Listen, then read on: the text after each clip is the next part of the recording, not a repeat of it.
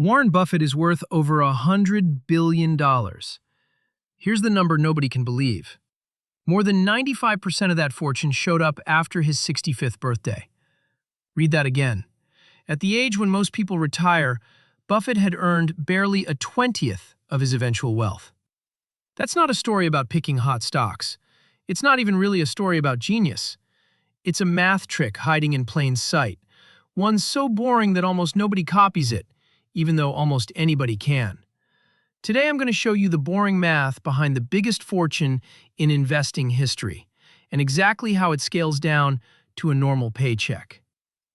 Quick note, this is education, not financial advice.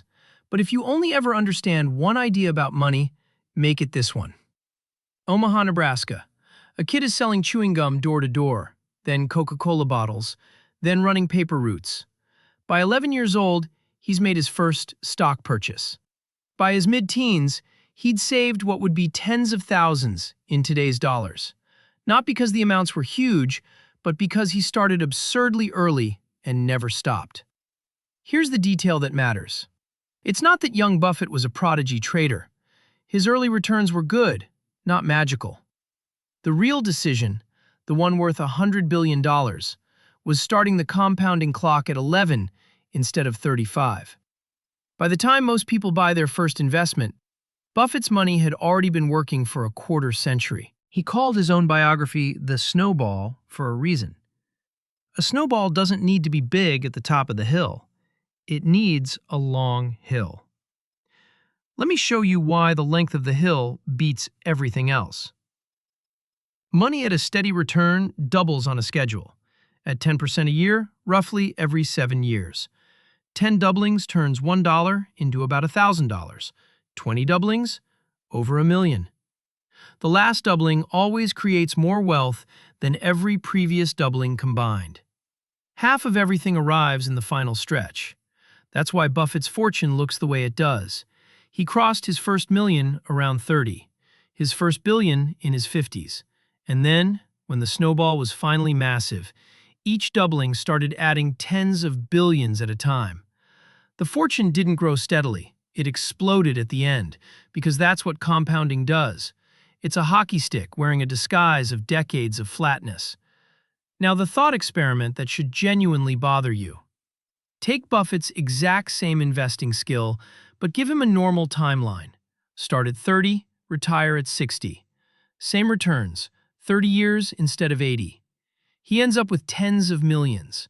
Wealthy, sure, but no one would know his name. Over 99% of the outcome came not from the skill, but from the time. Time isn't a factor in the formula. Time is the formula. Here's the part that should give you hope. Buffett's average return is around 20% a year. Excellent, but there are traders who've done far better. Some hedge funds have posted 40, even 60% years. So why aren't they the richest investors on earth? Because none of them did it for 60-plus years. They burned bright and burned out. Big wins, then a blow-up, then starting over. Buffett's superpower isn't the highest peak. It's no fatal valleys. He's never been wiped out, not once, in 8 decades.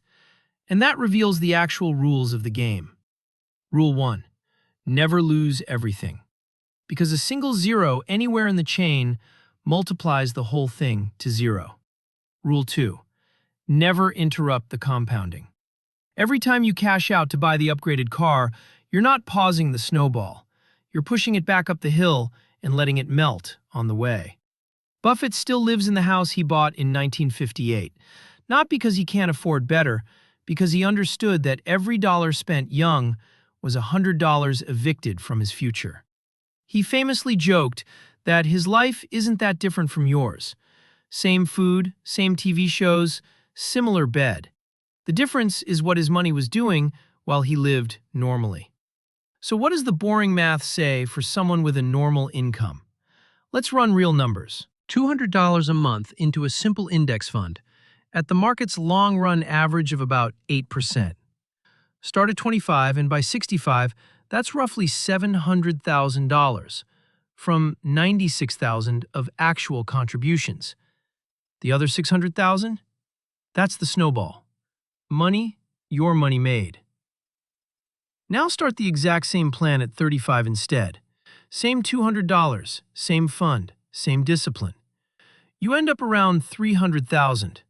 That 1 decade of waiting, 10 years of "I'll start soon," cost about $400,000. Nobody feels that price while they're paying it. Everybody feels it at the end. And this is exactly where the $10,000 rule from my earlier video connects. Link on your screen. The first pile is the hardest and the most important, because it's the math that starts the snowball early. The math is identical to Buffett's, only the zeros are different. One more thing the math demands: you have to survive. Market crashes, job losses, emergencies. The compounding only works if you never have to smash the snowball mid-hill. That's what the cash buffer is for. Boring? Completely. So is Buffett. That's the point.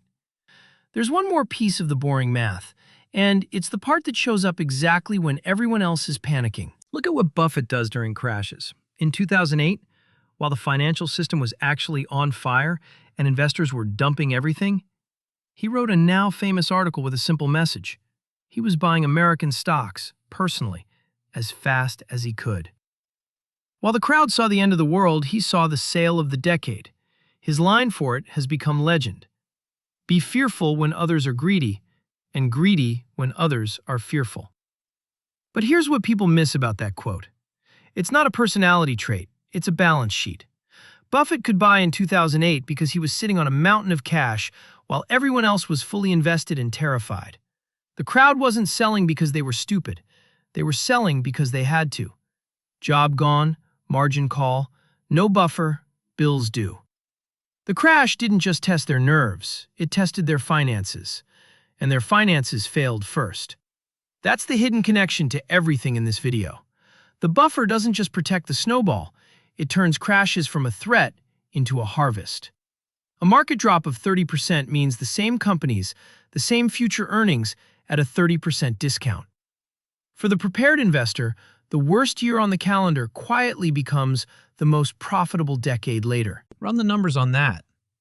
Investors who kept buying through 2008 and 2009, just continuing their boring monthly plan, bought shares at prices that roughly tripled over the following decade.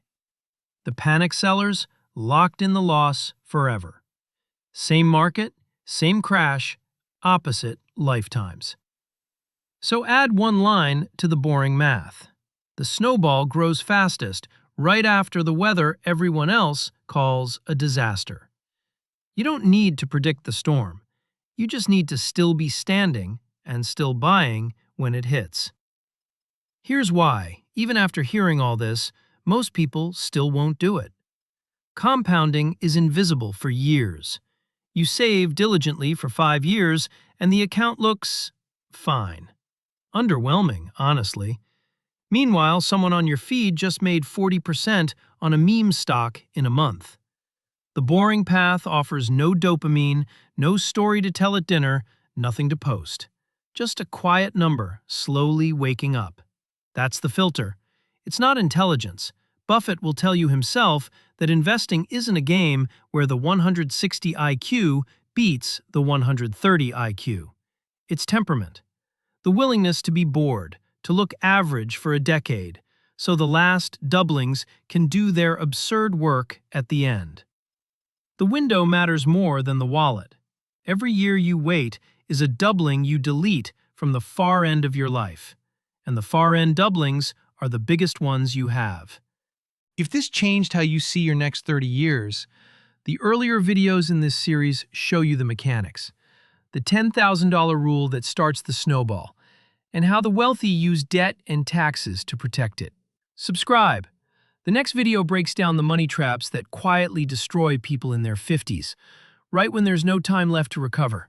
See you there.